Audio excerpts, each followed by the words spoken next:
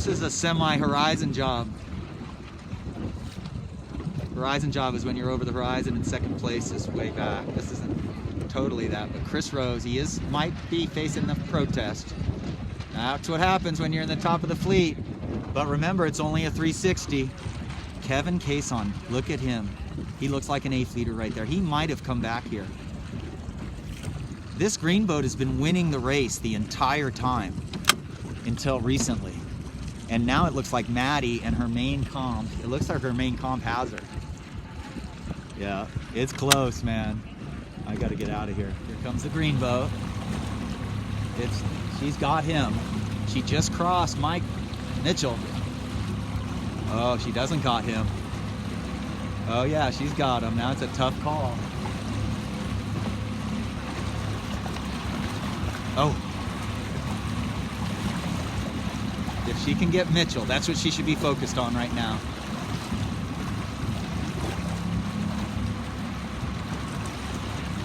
Oh God, what a race. Oh no. Oh no. Mitchell's got her now. So she should have lee bowed green because Mitchell was that way. We learn out here. She should have lee bowed green boat because Mitchell was to her left. And then when she went across, Mitchell would have had to duck both of them. No problem. She sailed like a champ. Kevin's gonna come in over here at the end. Really tough B fleet. Wow. Poster over there is a good line sight. This is good. These guys all think the boat's favored. If I was Taylor, I think the pin's favored. Oh, Taylor, what are you doing, dude? Come on, again, same mistake. You gotta trim sooner. Yeah. Okay, maybe the pin's not favored. But Taylor's a footer, so he survives down there. Oh, Shane's pinching, so Taylor could turn out to be golden. Always remember, the start's not over yet. This is still the start. There's no one has been able to break out. Taylor's the most upwind, I think. I think he's the furthest upwind. I wouldn't be surprised. He gets a little lefty on the left there and he crosses people. Look, there's Asher. He's gone, so Taylor has him. I think there's Max. I think Taylor and Max are about even. Oh, double tap. So Taylor's got Max now. Taylor should keep going. There's more wind on the left right now than there's been. See how Taylor's lower than Max? That means they're feeding into a header. He shouldn't panic. He should be happy about that. And you know Max is going to tack soon. Max should have kept going too. There's more wind ahead. Now Taylor should be pressing right now. Okay, Taylor's ahead of the winner of the start. So good job. Now Taylor, once he's up to speed, then he can go into a little point mode or ride on the VMG angle. Got to protect against a righty. It's getting windier. Full height conditions right through here. And Taylor proved he was pretty fast. I think he's doing well. He says he likes breeze. I think he and Anton again. I gave Asher some pointers about not fighting the rudder so much. More than a couple inches of weather helm regularly is going to be 20 seconds a beat slower right away, just because you're yanking the tiller to windward to keep the boat going straight. You got to burp the main on a Sabot and keep the weather helm down. Here's Jacob, Maddie, Kevin. Wow, Kevin. Kevin didn't foul and wasn't over. Maddie's confident. Jacob's she's in the watermelon a little here. With Kevin, we're trying to have him not be so physical. Not pumping the main, not yanking the tiller around. Working the boat, but not overdoing it. You think pumping the main works. Pumping makes the boat lurch sideways, stalls the leeward. I think Taylor's gonna come around an easy second. Asher is doing better this race, but he's got 2 more tacks to do. So again, it's the Anton Taylor show. Maddie's here, really a little over trim, but man, she's learning how to make that work in this open setting. This doesn't work on the shoal, San Diego Yacht Club. And then there's Kevin, who's just a little slow. He's trying hard though. but he just gets a couple of moments of slow.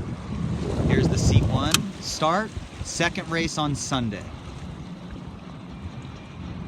8,900 right there working it. See how he's really aggressive? Don't do that, dude. In an adverse current, do not push your boom out like that. Oh well. He won the last race by a country mile, so this is no problem for him. Look at Fenton, another great start. Fenton had 4 bullets in the last 4 races yesterday. And all it was was that we talked to him about just not pointing quite so high, 1 degree lower in life. And after about race 2, I started talking to him about that, and his other coaches got to him, and man, oh man, was it awesome. Here's Chris already back to the beating people. Fenton won the start, and Chris is right here. He's just a really amazingly natural sailor. See how he's moving the rudder a little? He's just a little experimenter. He's just trying to go higher, but no. Higher, no. And then look, now he calms it down. He's a racer. Yeah. That's a good tack right there. His sail's plenty full for being 80 pounds, that's for sure. That's an Ullman, man. That thing's full. That's a little fuller than the T6, so usually I just like having different brands of sails so we learn more. I don't want everybody to have everything the same. Second race on Sunday, B fleet.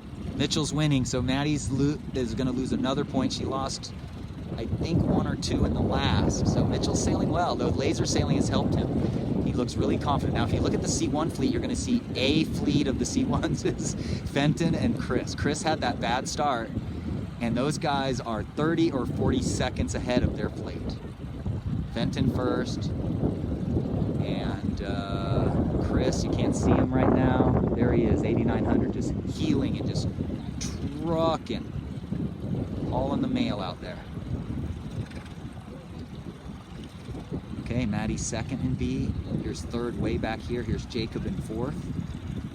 And Kevin's struggling a little. I'm not sure what to change on Kevin yet, but that's okay.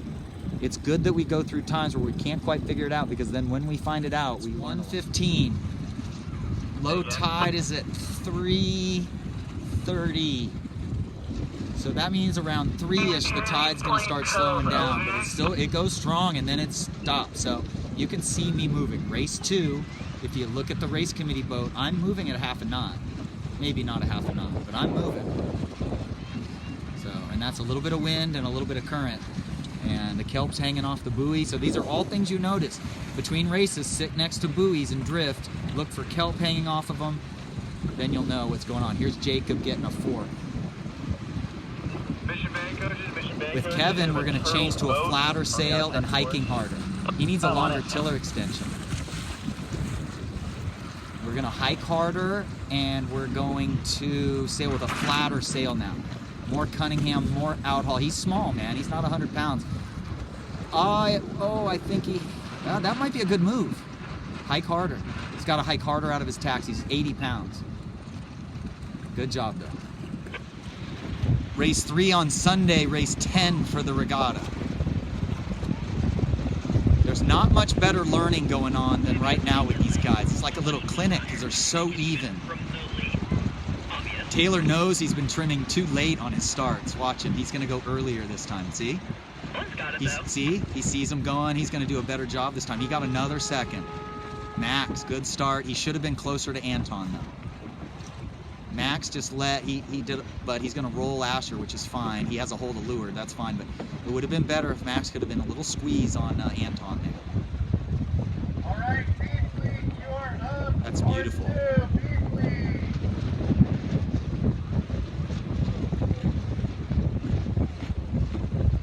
Anton's got a little fix going on. You see how fast he went while he was reaching back there? He steered.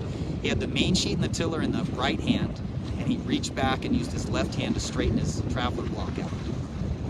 I think Taylor is the one who's punching out to lure to Max. I could can just see Taylor's bow popping out. So Max is watermelon seed right now. He has to keep going until either Paige tacks or until he's crossing Paige. So you just have to stay in bad air. You cannot tack and then do another tack 5 seconds later. Looks pretty good now. I mean, Anton always looks like he's in a spot where maybe he's behind, and then a little while later he proves you wrong. So nice work, Taylor. Pull a little closer to the beach and drop Mark anchor. is way over there, so they're going to be on port tack for like the next 3 minutes. 3 minutes on port, 30 seconds on starboard. 1 minute to go for the B fleet. Maddie's 3 points out of first right now with 3 races to go. If the conditions get lighter, I think she can beat Mitchell.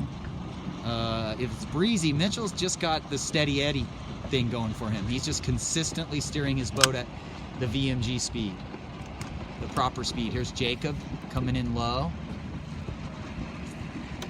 There's Chris getting the X flag ready to go. The current is still strong.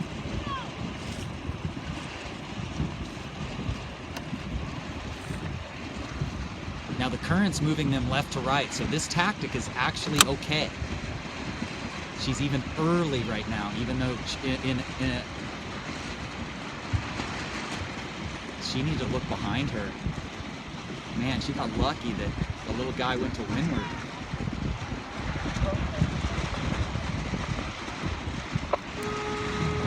Yeah. Should have closed the door on these guys a little harder.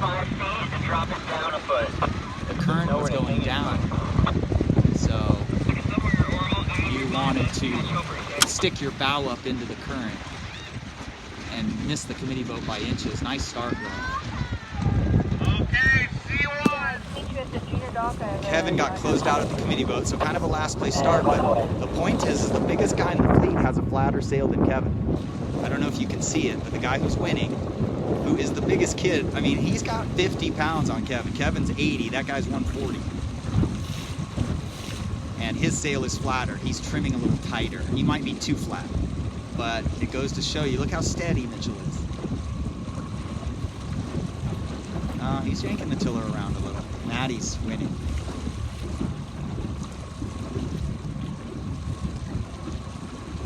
Kevin is got a much flatter sail than we've had all day yesterday or today, and I'm going to tell you right now, it's better. It's also, we changed his technique with how he's steering the boat, not yanking the rudder around. His tiller extension's a little too short. In this wind, it's fine. If it gets windier where he has to hike harder, it's a little short. I wouldn't have tacked there, Kevin. Make sure you, when you're not doing well in a regatta, make sure you get a little more separation from people. You gotta be a little aggressive to try to win a race. Winning a race is gonna do, it's gonna take one of your worst races and split it in half. So if you had a 13th or so, whatever, 13 plus 1 is actually 2 7ths.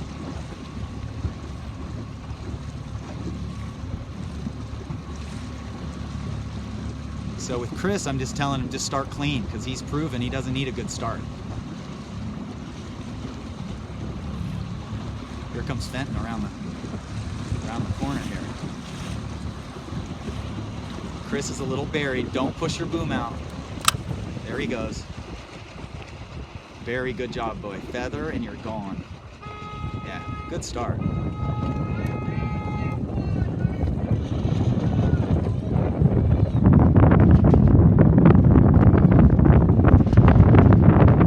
Okay, well, Fenton did it again. When the currents go in this direction, the boat opens up every time in the C1 fleet. Look at Chris just charging in there. And here goes Fenton. Just nice work. Pretty incredible for an 8-year-old. Oops, I jinxed him.